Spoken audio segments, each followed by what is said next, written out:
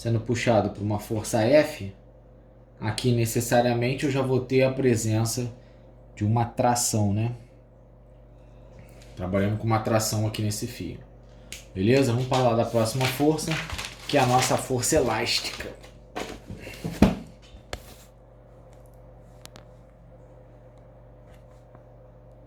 Vamos lá, força elástica.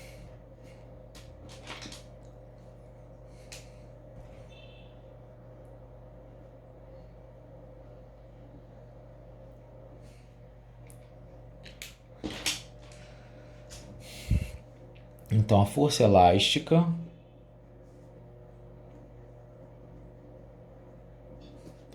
deixa eu botar aqui. A força elástica ela tem caráter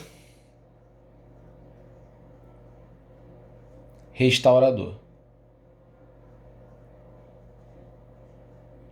Beleza? Então, ela tem um caráter restaurador.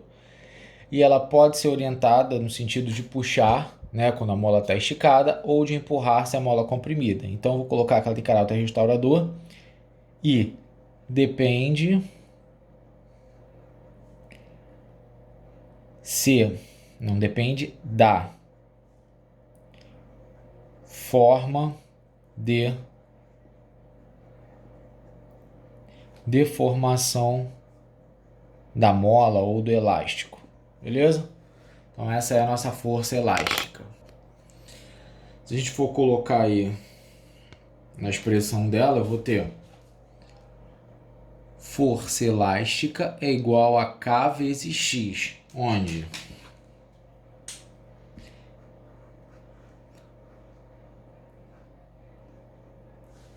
que o meu X é minha deformação, ou seja, quanto ela variou de comprimento. O K é a constante elástica.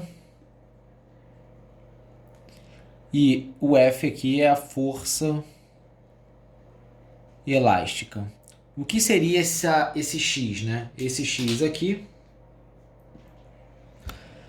eu tenho uma mola que está relaxada, ela não tem peso nenhuma, né? Eu prendi ela no teto na primeira situação.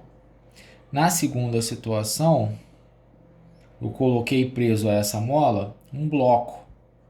Então ela vai deformar. O quanto ela deformar, não, essa distância aqui, ó, do quanto ela deformou, eu chamo de deformação. O quanto ela esticou ou encolheu, tá? Se eu colocar um peso no sentido contrário, ela vai encolher, né? Se eu botar a mola presa no chão e botar um peso em cima, ela encolhe. Essa diferença entre a situação relaxada é chamada de deformação.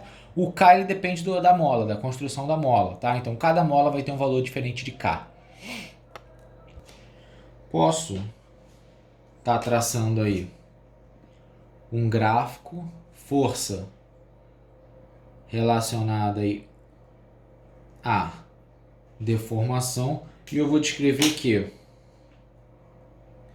essa força relacionada à deformação, ela vai crescer em formato linear, beleza? Então, conforme eu vou aumentando a força, eu vou aumentando a deformação da mola. Beleza, vamos falar do próximo, que é a nossa força de atrito, a nossa FAT.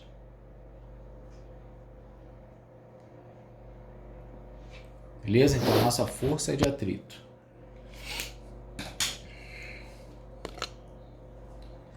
O que é essa força de atrito?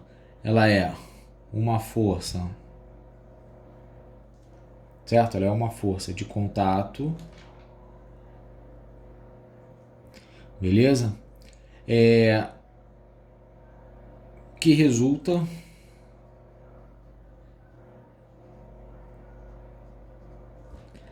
da rugosidade, né, da superfície, da aspereza. Aspereza da superfície. Ou seja, quanto mais áspera, maior a força de atrito. Superfícies extremamente lisas, né, perfeitamente lisas, não são muito ásperas, então tem pouca força de atrito. Beleza? E essa força, ela é exercida no sentido de impedir o deslizamento, tá? Então o foco dela é impedir o deslizamento. deslizamento. Então, posso colocar aqui um exemplo. Se eu tenho novamente o bloco, tenho uma força, deixa eu colocar de vermelho como a gente está fazendo, tem uma força sendo aplicada para cá. Então, ó, o deslizamento vai estar no sentido contrário. Então, eu vou ter uma força para cá, que é a nossa força de atrito, é a nossa FAT, beleza? Outras forças que existem aí, vou colocar todas na mesma cor. Então, eu tenho aí a força normal, eu tenho a força peso, como a gente já viu em outros problemas, beleza? Só que quando a gente fala de força de atrito, a gente tem que falar de dois tipos de atrito que existem. Vamos lá.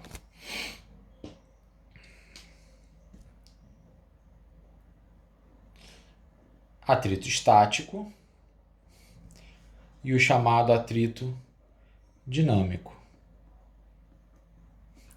Certo? O atrito estático é o atrito quando o corpo está em repouso. O atrito dinâmico é o atrito quando o corpo está em movimento, beleza? Então tem esses dois tipos de atrito. Mas a fórmula de atrito é a mesma, né? Se eu for olhar a fórmula de atrito, ela é FAT igual a μ vezes normal. Essa é a formulazinha aí da força de atrito. Essa é a força de atrito. Eu tenho μ, que é o coeficiente de atrito, né? Esse coeficiente depende da aspereza, da rugosidade. Quanto mais áspero, maior o μ. E esse N é a normal, beleza? O que vai mudar estático e dinâmico? Dinâmico também é conhecido como cinético, tá? Dependendo aí do livro que esteja estudando, dinâmico ou cinético. Então, o que vai mudar são os μ's. Então, a gente vai ter o μ estático e vai ter o μ dinâmico ou o μ cinético. O μ estático é sempre maior que o μ cinético, tá certo? Se for estático, é só substituir pelo μ estático. Se for cinético ou dinâmico, é só substituir pelo μ dinâmico ou cinético, tá? Dinâmico e cinético é a mesma coisa, beleza? Então, para fechar aí, se eu estiver falando de um gráfico FAT, força, certo? Então, eu estou aplicando força, o corpo não está se movendo, né? Então, o que vai acontecer? Estou aplicando força, o corpo não está se movendo, Pô, chegou na iminência do movimento, ou seja, ele vai começar, minha força é maior do que a FAT estática. Então, essa força vai cair um pouco, que ele vai começar a se mover, e ela vai seguir constante. Ou seja, se a FAT for 200 newtons, 10 newtons o corpo não se moveu, 20, 30, 40, porque essa fórmula aqui é do FAT máximo, né? Chegou aqui, ó.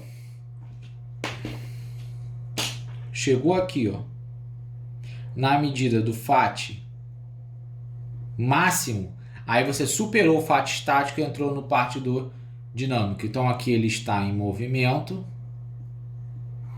e aqui ele está em repouso.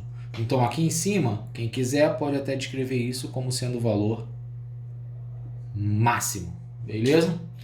Então isso aí é o que a gente tem, isso aqui tudo é o estático e esse aqui é o valor do cinético. Cinético, estático, o estático sempre o valor máximo é maior do que o valor dinâmico, beleza?